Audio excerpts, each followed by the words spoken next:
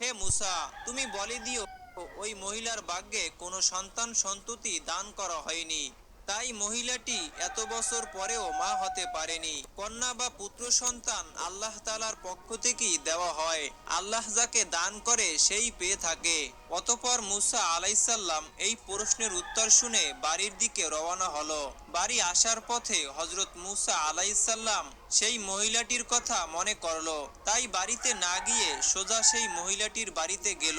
তখন মহিলাটি হজরত মুসা আলাইসাল্লামকে দেখে চমকে গেলেন এবং বললেন, হে আল্লাহর নবী মুসা, আপনি কি আল্লাহ তাআলার কাছ থেকে এই প্রশ্নের উত্তর জেনে এসেছেন? মহিলাটির এই কথা শুনে হজরত মুসা আলাইসাল্লাম বললেন, মহান আল্লাহ তাআলা বলেছেন তোমার ভাগ্যে কোনো সন্তান দান করেনি, তাই তুমি কখনো মা হতে পারবে না।